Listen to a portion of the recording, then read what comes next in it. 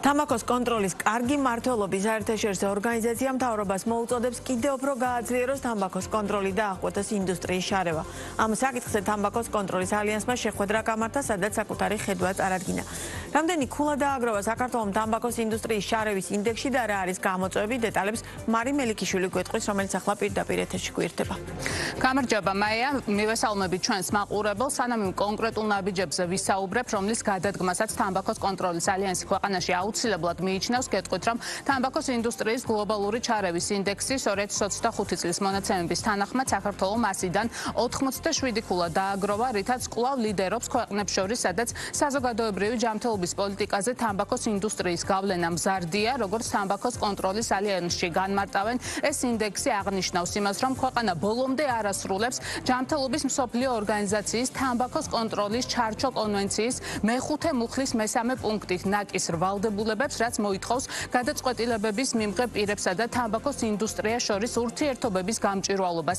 ალიანსის ცნობით, მიუხედავად იმისა, რომ მთავრობას ამ ვალდებულების შესასრულებლად დადგენილების მიღება 2018 წლის 1 ივნისამდე ევალებოდა, ეს დოკუმენტი კვლავ არ არის დამტკიცებული. ალიანსში ამბობენ, რომ ქვეყანაში თამბაქოს კონტროლის მიმართულებით გარკვეული რეგულაციები მიღებულია, თუმცა აღსრულება არ არის სათანადოდ მკაცრი. ამის მაგალითად, თამბაქოს კონტროლის ცენტრის დირექტორი გიორგი მაღრაძე მისი ცენტრის მიერ ჩატარებული კვლევის შედეგებს ასახელებს და ამბობს, რომ ბაზარზე ისევ ხდება თამბაქო ფერადი შეფუთვით, მაშინ, როდესაც 2025 წლის 1 აპრილიდან ქვეყანაში ძალაში შევიდა თამბაქოს სტანდარტიზებული, ანუ სადა შეფუთვის რეგულაცია.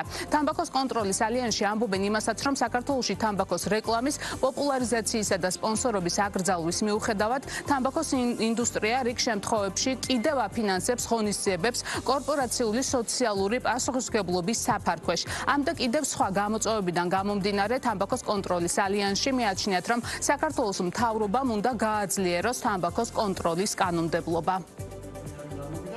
რაც შეეხება თამბაქოს ინდუსტრიის ზეგავლენის საერთაშორისო ინდექსს, საქართველოს მონაწილეობს ამ ინდექსში 2020 წლიდან და 2020 წლიდან 2025 წლამდე პერიოდში კიდევ უფრო გაუარესებულია ეს მდგომარეობა. ეს ნიშნავს, რომ თამბაქოს ინდუსტრიას სერიოზული ზეგავლენა აქვს სახელმწიფო წრეებზე, რომლის შესაბამისადაც საზოგადოებრივი ჯანდაცვის ინტერესები ილახება. მთავრობას ჯერ კიდევ 2018 წელს ჰქონდა ვალდებულება, როგორც საერთაშორისო ჩარჩო კონვენციით, ასევე თამბაქოს კონტროლის შესახებ კანონით, რომ მიეღო ნორმატიული აქტი, რომელიც გამჭვირვალეს გახდიდა ურთიერთობებს თამბაქოს ინდუსტრიასა და კონკრეტულ ჩინოვნიკებს შორის. ამ ეტაპზე, როდესაც სახელმწიფო სერიოზულად თქვათ მოქმედებს ანტიკორუფციული ქმედებებით და უკვე უახლოეს პერიოდში საკმაოდ ისეთი ბევრი ინფორმაცია ამოვიდა მაღალი თანამდებობის პირების მხრიდან სხვადასხვა ინდუსტრიებთან გარიგებების კუთხით, იმედი გვაქვს, რომ ეს პროცესი, ასე რომ ვთქვათ, ღია და ნათელი გახდება და არავის არ მიეცემა საშუალება იმისა, რომ იფიქროს, რომ კონკრეტული ჩინოვნიკი არის გარიგებაში თამბაქოს ინდუსტრიასთან. ჩვენმა ცენტრმა 2025 წლის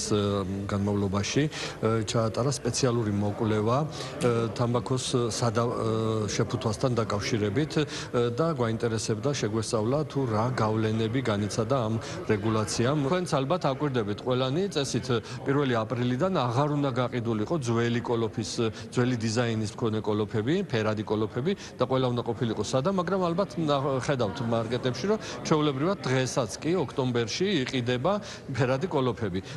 ეს ყველაფერი მიუთითებს იმაზე, რომ აღსრულება არის ძალიან დაბალ დონეზე. მე უფრო მეტსაც გეტყვით, საიდან იყიდება, რატო არ გამოილია ეს ძველი კოლოფი? ჩვენ აღმოვაჩინეთ, რომ სადისტრიბუციო კომპანიებს ისევ შეაქვთ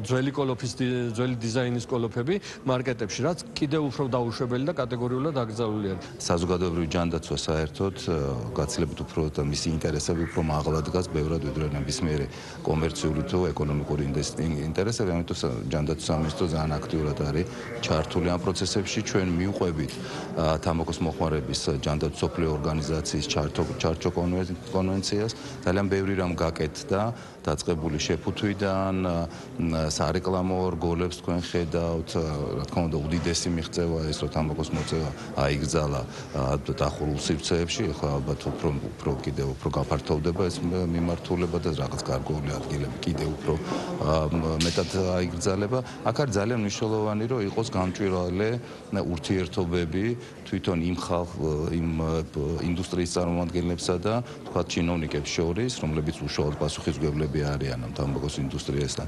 დაკავშირებით, იყოს რაც შეიძლება ნაკლები მიკერძოება. რაც შეეხება უშუალოდ სამოქმედო გეგმას, რომლის მიხედვითაც თამბაქოს კონტროლი ქვეყანაში კიდევ უფრო უნდა გამკაცრდეს, თამბაქოს ინდუსტრიის გლობალური ჩარევის ინდექსის ავტორები საქართველოს მთავრობას მოუწოდებენ განახორციელოს შემდეგი ზომები, კერძოდ მიიღოს 2018 წელს წარდგენილი დადგენილება, რომელიც საჯარო მოხელეებსა და თამბაქოს ინდუსტრიას შორის ურთიერთობების გამჭვირვალობას უზრუნველყოფს, ასევე შეიქმნას ეთიკის კოდექსი და აიკრძალოს თამბაქოს ინდუსტრიიდან საჩუქრებისა და ნებისმიერი სახის მხარდაჭერის მიღება. ამასთან მთავრობამ მოსთხოვოს თამბაქოს ინდუსტრიას გაამჟღავნოს მონაცემები მარკეტინგული ხარჯებისა და ლობირების აქტივობების შესახებ, ასევე აიკრძალოს პოლიტიკური შენატანები თამბაქოს ინდუსტრიიდან პოლიტიკურ პარტიებში, კამპანიებსა და კანდიდატებში.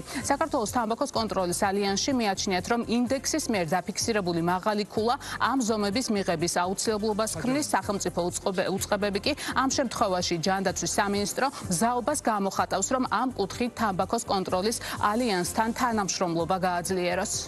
საჯარო მოხელეებისთვის ეს უკვე თვითონ ეს ნორმატიული აქტი შიგნით მოიცავს ყველა პროცედურას, როგორ უნდა იყოს ღია და გამჭვირვალე ეს პროცესი, ასევე დეკლარირების ფორმა, ასევე შინაგან ნაწილში შესაბამისი ჩანაწერი, განსაკუთრებით იმ პირებისთვის, რომლებთაც უწევთ თამბაქოს კონტროლის კუთხით გადაწყვეტილების მიღება ან პოლიტიკის შემუშავება, მათ უნდა დეკლარაცია განაცხადონ, რომ ბოლო 5 წლის განმავლობაში მაგალითად არ ქონია არც მის ოჯახს რაიმე პირდაპირ ან არაპირდაპირ ურთიერთობა თამბაქოს ინდუსტრიასთან. ხო მარტივია.